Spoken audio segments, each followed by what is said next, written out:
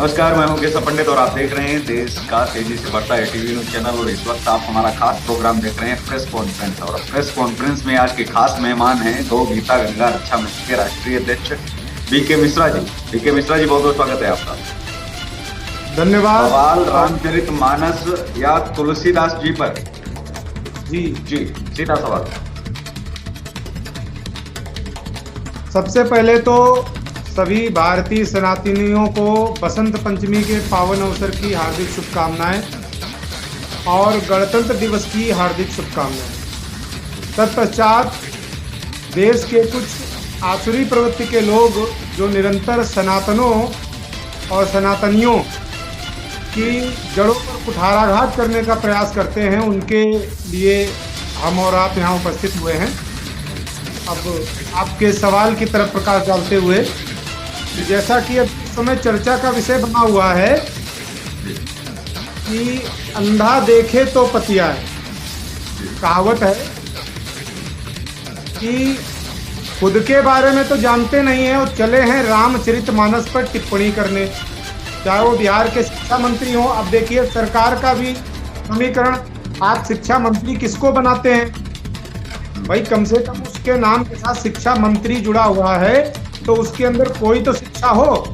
जब वो खुद ही अशिक्षित है, लोगों को वैसी शिक्षा देगा। मोची को अगर पुजारी बना देंगे मंदिर का तो कर्म तो वही करेगा। मछली को कहोगे पेड़ पे चढ़ जाओ, चढ़ पाएगी? खैर, इन तमाम सवालों पे बाद में, अभी जो इस समय उसके ठीक बाद उत्तर प्रदेश के सपा के नेता स्वामी प्रसाद मौर्य, वो भी बड़ा ज्ञान बांट रहे हैं रामचरितमानस पर। बाद में वो तो भाजपा की बी टीम है ना, वो तो गए इसीलिए सपा में, जो बची कुची सपा है वो सपा कर देनी है उन्होंने, तो इसीलिए तो बयान दे रहे हैं साथ। आप समझिए ना कि अभी तक स्वामी प्रसाद मौर्य भाजपा में रहे, भाजपा में जाते ही अनर्गल बयान देने लगे। किस लिए? सपा की जो जितनी थोड़ी बहुत बची कुची है ना, वो भी सपा कर देनी है, इसलिए बयान दे रहे हैं। लेकिन उसके पहले मैं आपसे एक सवाल करता हूँ। हिंदुओं के जो धर्म गुरु हैं वो हमारे आदि गुरु शंकराचार्य होते हैं। जैसे ही बालक जो है भ्रूण जैसे ही गर्भ में आता है, उसी समय से वो जो है आदि गुरु शंकराचार्य हमारे हिंदुओं के धर्म गुरु हैं, वो स्वतः ही हो जाते हैं। उसके लिए कोई नाम नहीं लेना पड़ता, कोई दीक्षा नहीं लेनी पड़ती है। मैं आपसे सीधा सवाल करता हूँ कि आदि गुरु शंकराचार्य जब शिरडी के साईं पर टिप्पणी करते हैं कि वो हमारे वो नहीं है, उनको मत पूजिए, ये करिए, ये जब टिप्पणियां कर सकते हैं, तो जब रामचरितमानस, राम की पूरी जो है प्रतिष्ठा पर, उनकी पूरी लीला पर किसी ने सवाल उठा दिया और आदि गुरु शंकराचार्य कुछ बोले तक नहीं, ऐसा कैसे? जी, क्योंकि सरकारें गलत हो सकती हैं, हमारे धर्म गुरु गलत नहीं हो सकते, और धर्म गुरु तक ये खबर ना पहुंची हो, ऐसा कैसे हो सकता है? जी, धर्म गुरु तक खबर नहीं पहुंची हो ऐसा तो असंभव है।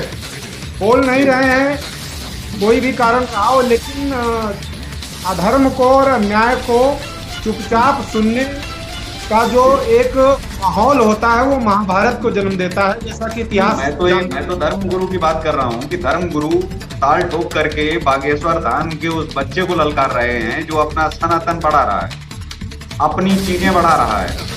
उसने तमाम जो है वो कार्य किए हैं जो किसी को पढ़ करके, अगर किसी को वो जो है शांति मिलती है वहां जाने से, किसी को अगर सुख मिलता है, उसको ताल ठोक के आप चुनौती दे रहे हैं, लेकिन आप खुद जो है कुछ नहीं कर रहे हैं। क्या देखिए, ऐसा है ना, आदि गुरु शंकराचार्य जी जो थे, जो पूर्व के थे, जब से ये गुरु परंपरा चली आ रही है, तो इसी के आधार पर ये है। मैं नाम ले देता हूँ, आपको नाम लेने में भले संकोच हो रहा हो। आप बात कर रहे हैं जहाँ तक अवमुक्तेश्वरानंद की, जी, ये अभी अभी जो है शंकराचार्य की पदवी का नया नया जो है इनको अभी दिख रहा है। तो जो जिस परंपरा से ये आते हैं, जिसको ये आगे बढ़ाना चाहते हैं, तो उन्होंने एक चमत्कार किया था शुरुआत में ही, पर काया प्रवेश का। मतलब इतनी उनके अंदर शक्ति थी कि वो अपना शरीर छोड़ करके किसी भी पवित्र शरीर में प्रवेश कर जाते थे, फिर वापस अपने शरीर में आ जाते थे। तो अगर आप में उसका दशांश भी गुण है, तब तो आप उत्तराधिकारी हैं। अन्यथा आपके ऊपर भी टिक्का टिप्पणी कोई करे, ये शोभा नहीं देता। और वहाँ बागेश्वर धाम को जो ये चुनौती दे रहे हैं, वहाँ कोई चमत्कार नहीं है, वो ईश्वरीय शक्तियों का साक्षात दर्शन है, और वो प्रत्यक्ष है। और प्रत्यक्षम किम प्रमाणम, प्रत्यक्ष को प्रमाण की आवश्यकता नहीं होती है। जो पादरियों के आगे चादर चढ़ाई जाती है, गाड़ियों के आगे पोयम सुनाई जाती है, कहीं कुछ किया जाता, वो चमत्कार है, उनके बारे में कोई क्यों नहीं बोलता भाई? यह क्या ले देता है? हमारे समझ में नहीं आता। आप धर्मगुरु होकर के, धर्माचार्य होकर के ऐसी बातें करते हैं भाई। जब हमारे घर के ही लोग हमारी पैरों में बेड़िया डालने में लगे हुए हों तो बाहर वालों की तो फिर क्या विसार, उनको तो मौका मिलेगा ही। आप किस गरिमा में से अपनी गरिमा समझिए, किस पद पे हैं, किस पदवी पर हैं, उसका अगर आप दुरुपयोग कर रहे हैं तो उसका मतलब जो है आप गलत कर रहे हैं और आप उस लायक नहीं है जी। लेकिन सवाल वही फिर बार बार उठता है कि जब आदिगुरु शंकराचार्य के ये पद के लायक नहीं थे, इनके ऊपर तो किसी ने सवाल नहीं उठाया। आदिगुरु शंकराचार्य के जो कार्य हैं उसमें से अभी तक एक काम नहीं इन्होंने किया है। आकर के जो काम होने चाहिए थे एक भी आवाज नहीं उठाई और ना तो इन्होंने बात की है, ना तो सरकार को इन्होंने किया और ना तो इन्होंने धर्म के लिए कुछ किया है। ऐसा कि हाँ हिंदुओं को कोई ऐसा नया संकल्प पत्र दिया हो, कुछ नया बताया हो कि भाई आपको ये करना चाहिए, नहीं, हिंदुओं के उत्थान के लिए कोई इन्होंने बात आकर के की है। तो बात सवाल वहीं से फिर शुरू होता है कि रामचरितमानस पर सबसे बड़ा काम जो है वो धर्माचार्यों का होता है और ये हमारे धर्मगुरु का काम था। आदिगुरु शंकराचार्य सबसे पहले इस पर टिप्पणी करते और कहते कि आप शास्त्रार्थ कर लीजिए। शिक्षा मंत्री अगर शास्त्रार्थ नहीं कर रहा है तो उसके ऊपर कार्रवाई करिए। उसके लिए सरकार के ऊपर दबाव डाला जाता है कि शिक्षा मंत्री या तो शास्त्रार्थ करे आकर के और या तो माफी मांगे कान पकड़ के। तो ये धर्माचार्यों का काम है। ये धर्म के जो सबसे बड़े गुरु होते हैं, जो मुख्य जो गुरु होते हैं, उनका कार्य ये था कि वो ये कहते साफ तौर पर कि आप या तो कान पकड़ के माफी मांगिए देश के 100 करोड़ हिंदुओं से, अथवा इनको शास्त्रार्थ के लिए भेजा जाए, उस सरकार को भेजते, या तो इसको बर्खास्त करिए। ये क्या धर्माचार्य का काम नहीं था? मैं आपसे जानना चाहता हूँ।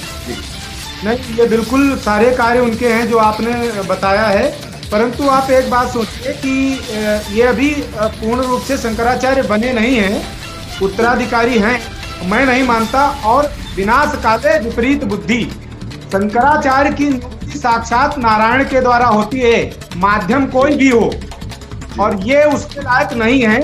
इसलिए इनके मुंह से ऐसे जो है अनाप शनाप अनर्गल प्रलाप निकल रहे हैं, क्योंकि कुंभकर्ण भी वरदान मांग लेता, माता सरस्वती ने उन जीवा पर बैठ करके इंद्रासन की जगह निंद्रासन दे दिया।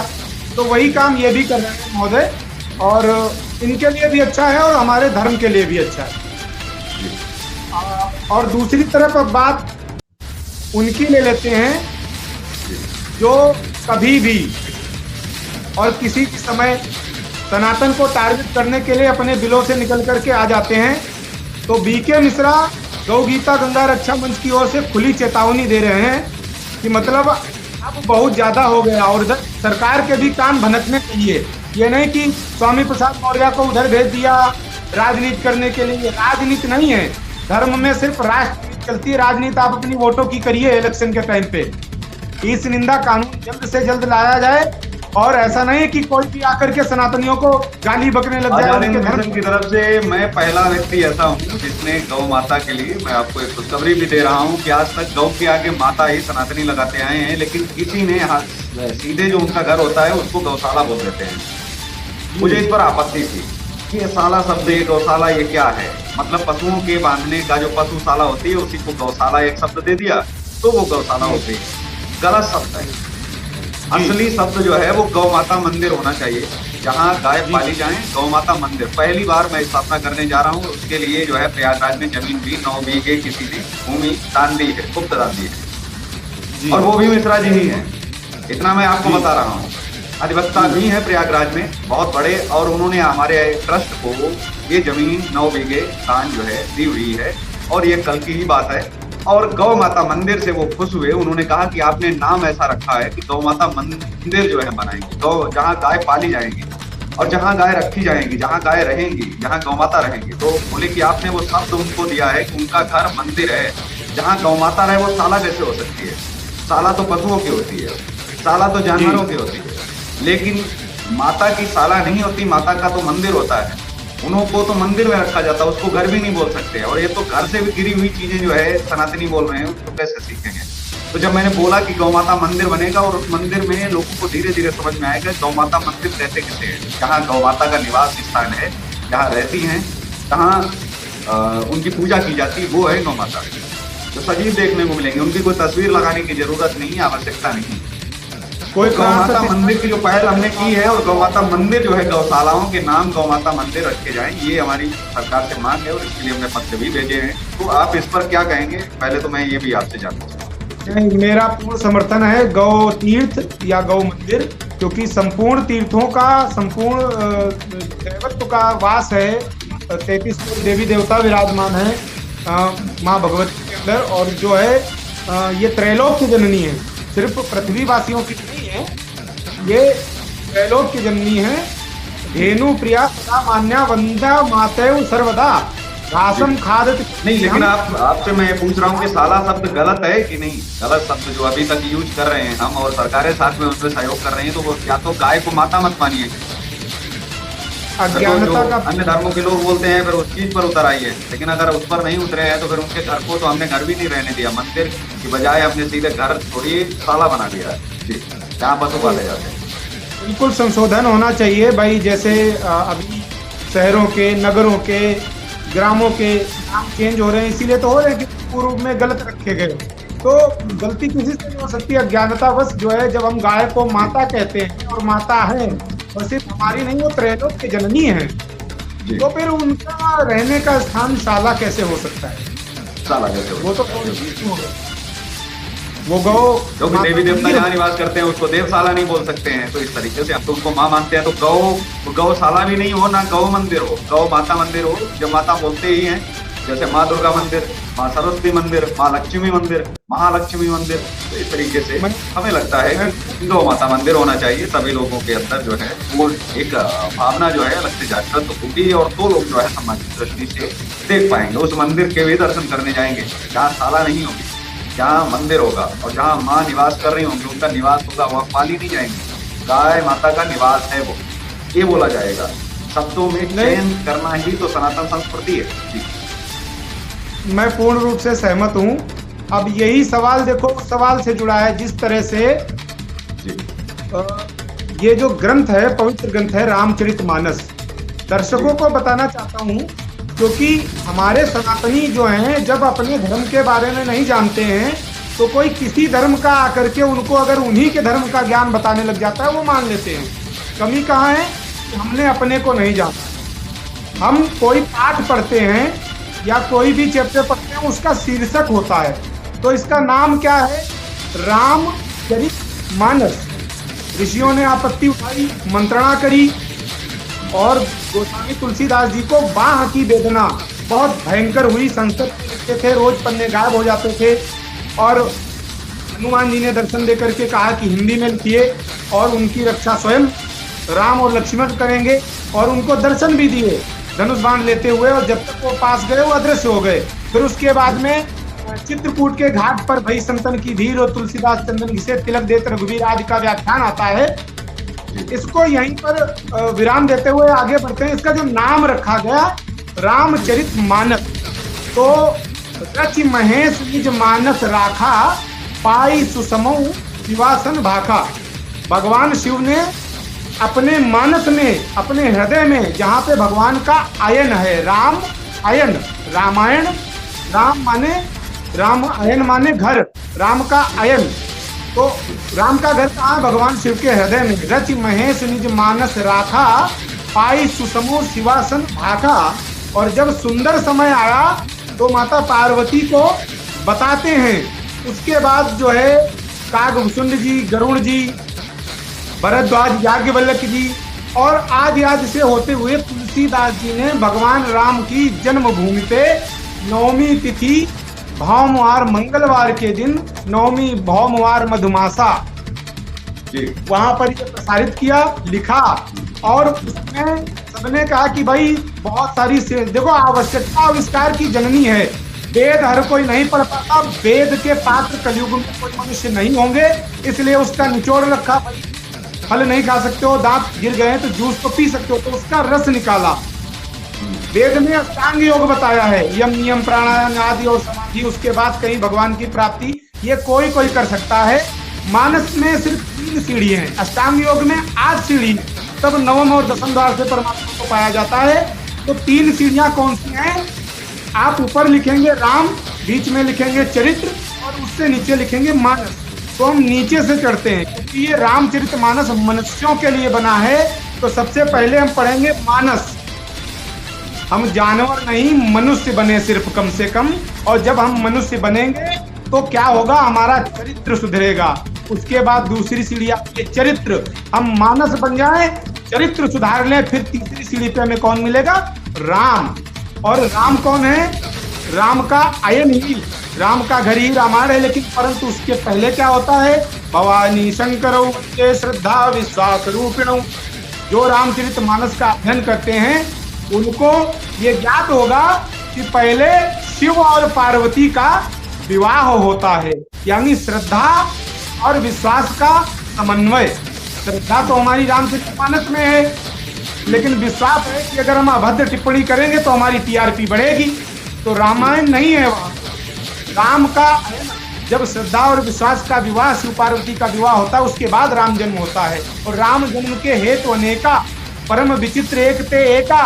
और सबसे सवाल हमारा था कि बवाल रामचरितमानस या तुलसीदास जी पर, लेकिन एक सवाल आपसे और ले लेता हूँ कि देश को हिंदू राष्ट्र बनना चाहिए या विश्व गुरु, दोनों में से एक ही बन पाएगा। तो विश्व गुरु बनने की आवश्यकता है देश को, या फिर हिंदू राष्ट्र? जी नहीं, विश्व गुरु तो है ही भारत, कोई माने या ना माने, बस उसको प्रमाण देने की जरूरत है। नहीं, प्रमाण मैं अभी नहीं मानता हूँ, मैं नहीं मानता हूँ।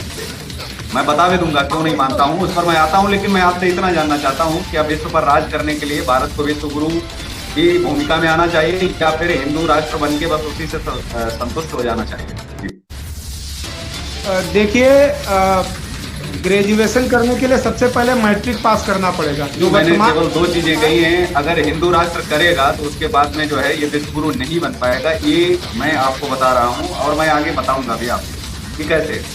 आपने देखा होगा कि इस समय जो है टैक्स फ्री कंट्रियों में अगर हम बात करें तो हमारा जो है सऊदी अरबिया भी आता है। सऊदी अरब में लोग कुत्तों की जगह शेर पालते हैं, सच है बिल्कुल पूरी दुनिया में। जैसा रामराज में भी परिकल्पना की जाती थी कि गाय और शेर एक घाट पर एक साथ पानी पीते थे, ठीक सऊदी अरब में कुत्तों की जगह शेर पालते हैं, लोहे की गाड़ियों की जगह सोने की गाड़ियां रखते हैं। और उन्होंने देश को इस्लामिक कंट्री घोषित कर लिया। अंतरराष्ट्रीय स्तर पर उनको कुत्ता तक नहीं पूछता है। अगर ब्रिटेन, जापान, फ्रांस, अमेरिका चाहें तो रातों रात अपने आप को क्रिश्चियन कंट्री घोषित कर सकते हैं, ये भी सच है ना। लेकिन उन्होंने घोषित नहीं किया है, दुनिया पर राज कर रहे हैं। क्योंकि अगर एक धर्म के होकर के रह गए तो फिर उनको कोई पूछने वाला नहीं है।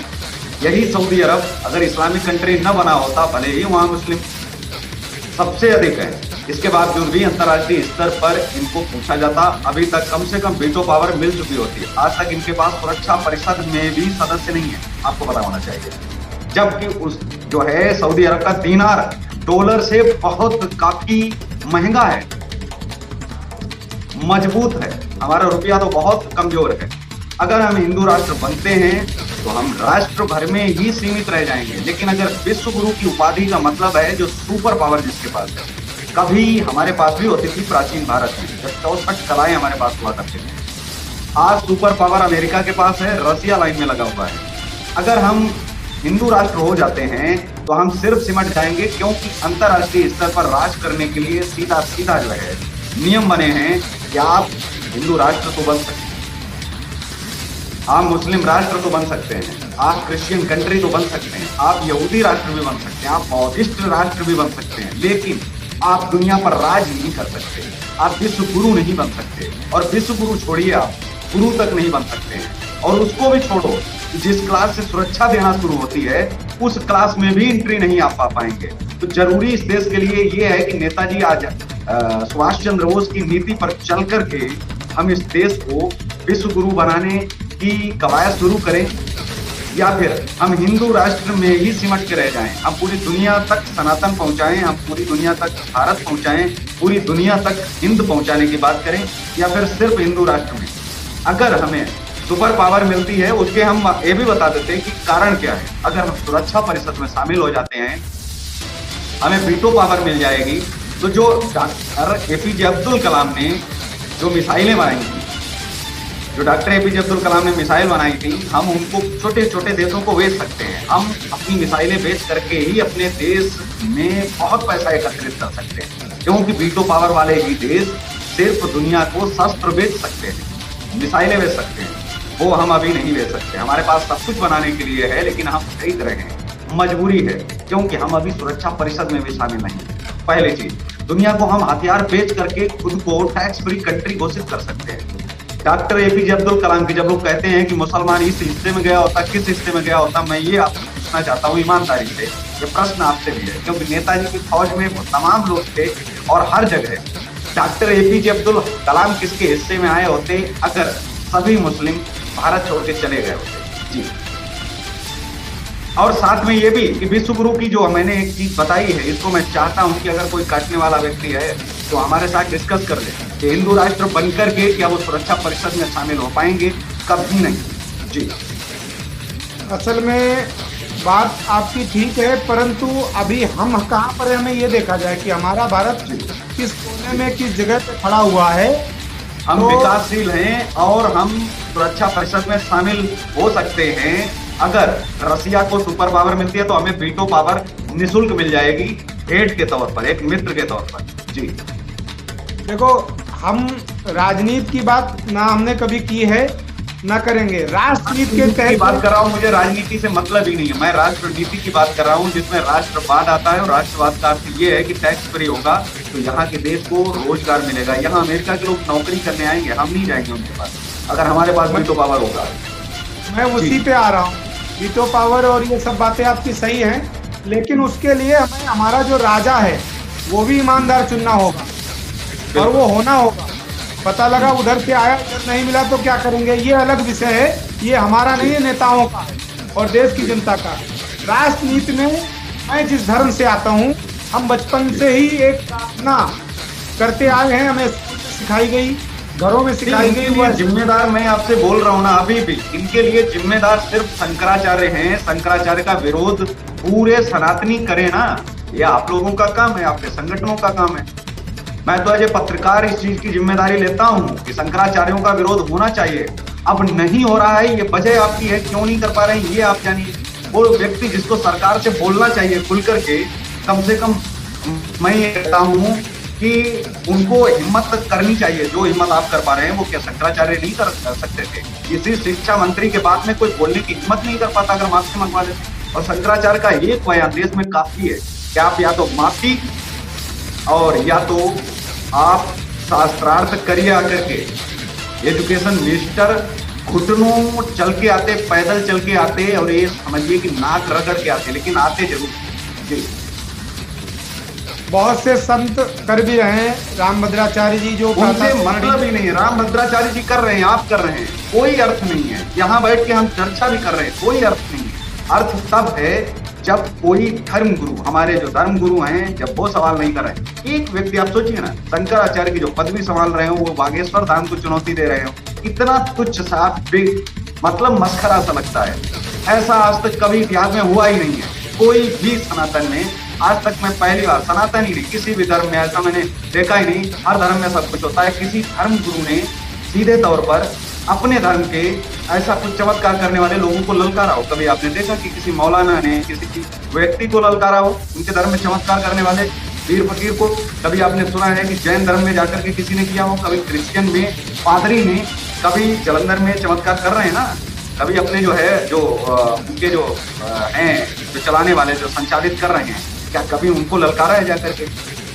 आप देखिए ना, विरोध जिनका करना चाहिए उनका करिए ना, जिनका काम है। जैसे सरकार का काम है कानून बनाना, तो हम सरकार का विरोध करें ना।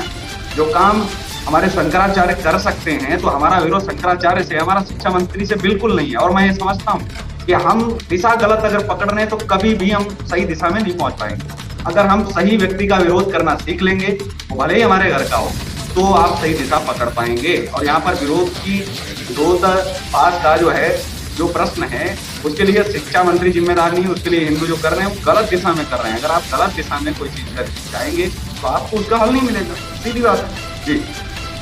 मैं आपके दोनों सवालों पर आता हूं। दोनों सवाल अलग अलग हैं। पहला सवाल जहां से शुरू हुआ बिहार के शिक्षा मंत्री से, वो अलग विषय है। आप शंकराचार्य की, तो मैं आपकी जानकारी के लिए बता दूं, वो अभी शंकराचार्य नहीं है, ना ही उनकी नियुक्ति हुई। वो शंकराचार्य के उत्तराधिकारी, क्योंकि उत्तराधिकारी हैं तो भी ये जिम्मेदारी है कि उत्तराधिकारी अपने आप को अगर दिख रहे हैं शंकराचार्य, तो जरूरी है विरोध करना चाहिए कि क्यों नहीं बोला, बनने की तो बात की बात है। उनका समुदाय देखो, उन पर प्रहार हो चुका है। उनके समुदाय ने जो आपसी सहमति है, जो निश्चलानंद जी हैं और वासुदेवानंद जी हैं, अभी ये दो हैं, दो ब्रह्मलीन हो चुके हैं, रूपानंद जी अभी अभी हुए, ठीक है। तो अभी इनका डिस्कस और इनकी नियुक्ति होनी बाकी है, जो कि मुझे लगता है जहां तक अपना जो ये चैत्र नवरात्र प्रारंभ होगा उससे पूर्व या उसके आसपास होनी है, ठीक है जी। 4 मिनट ही बचे हैं और हम चाहते हैं कि आप जल्द से जो है इसको कंप्लीट कर लें जी। मैं उसी पे आ रहा हूँ। वो शंकराचार्य हैं, शंकराचार्य की उत्तराधिकारी के जो है पद पर अभी अपने आप को समझ रहे हैं, परंतु उनकी ऐसी नियुक्ति नहीं हुई है।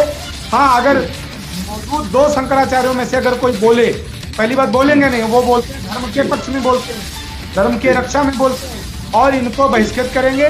मैं निवेदन करना चाहता हूँ, उनके कान भनके हैं और उन्होंने कभी भी स्वीकृति नहीं दी है इनको शंकराचार्य बनने की। तो ये अलग है, लेकिन जो शंकराचार्य हैं गलत नंबर डायल अगर करेंगे तो सही जगह पर नहीं लगेगा, ये हम भी जानते हैं और आप भी मानते हैं इस चीज को, ठीक है। और सबसे बड़ी चीज आप हमेशा जानते हैं, मैं सवाल भी सही करता हूँ और उसका जवाब भी मैं सही देने की कोशिश करता हूँ कि आपका नंबर सही अगर डायल होगा, सही पते पर डायल होगा तो जरूर बात होगी और उसका निदान भी होगा। तो हम निदान के लिए गलत जगहों पर आप जिस चीज को बोल रहे हैं, मैं वही तो कह रहा हूँ कि शंकराचार्य ये कहें क्या, प्रार्थ करिए आकर के हमारे बीके मिश्रा जी से, आप आइए अगर आप में ताकत है, आप बैठिए यहाँ पर आकर के, या तो आप माफी मांगिए कान पकड़ के, आप या तो माफी मांग के जाएंगे और या तो आपके ऊपर कानूनी कार्रवाई होगी, दोनों में से दो।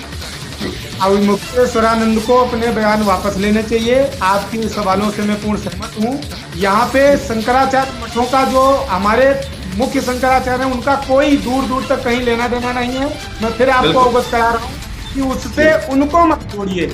और दूसरी बात ये है कि जो ये स्वामी मौर्य और जो ये हैं, इन जैसे लोगों के लिए हमारे सनातनियों को जागना चाहिए, लोग जाग भी रहे हैं। तीसरा जो है बागेश्वर धाम के समर्थन में मैं हूँ और वो प्रत्यक्ष है, प्रत्यक्ष प्रमाण की जरूरत नहीं होती है। और ये अंतिम सवाल और है आपसे कि स्वामी प्रसाद मौर्य जी को कहीं भी भाजपा ने भेजा तो नहीं है इसी चीज के लिए कि आप जो सपा बची खुची है उसको सफा कर दीजिए जाकर के, क्योंकि ऐसे बयान सब जानते हैं कि हम साफ हो जाएंगे, इसके बावजूद भी बयान अगर आ रहे हैं, मुझे नहीं लगता कि अखिलेश यादव जी इस बयान से सहमत होंगे और वो इस चीज पर आपत्ति अपनी दर्ज करवाएंगे भी जी। उनके बहिष्कार में उनको पार्टी से निकालने का फैसला चाचा भतीजों ने मिलकर कर लिया है। आज ही बयान आया है शिवपाल जी का और अखिलेश यादव जी का। बिल्कुल, मुझे ऐसी ही उम्मीद थी, लेकिन इस बयान से फर्क बहुत पड़ेगा और इसमें जो है कहीं ना कहीं लोग सपा से दूरी बनाने की कोशिश भी करेंगे। बहुत जो है बहुत बहुत धन्यवाद कि आप जुड़े और आपने तमाम जो है सवालों की आपने बेबाकी से जो है उत्तर भी दिए। हमेशा की तरह जुड़ने के लिए बहुत बहुत धन्यवाद, बहुत बहुत शुक्रिया। जय हिंद, वंदे मातरम। बहुत बहुत धन्यवाद दर्शकों को दिखाने के लिए। और मैं दर्शकों से अनुरोध करता हूँ कि अपने ग्रंथों को जरूर समझें और पढ़ें। जय श्री राम। जय श्री राम। और आप देख रहे थे इस वक्त का हमारा खास कार्यक्रम प्रेस कॉन्फ्रेंस और हमारे खास मेहमान थे गौ गीता गंगा रक्षा मंच के राष्ट्रीय अध्यक्ष बीके मिश्रा जी, जो आप एक्सक्लूसिव लाइव थे। और हमारा आज का विषय था सवाल रामचरितमानस या तुलसीदास जी पर, लेकिन उसके साथ ही कई सवालों पर भी चर्चाएं। आज के इस कार्यक्रम में बस इतना ही। हमें दीजिए इजाजत, नमस्कार। और आप देखते रहिए देश का तेजी से बढ़ता ATV।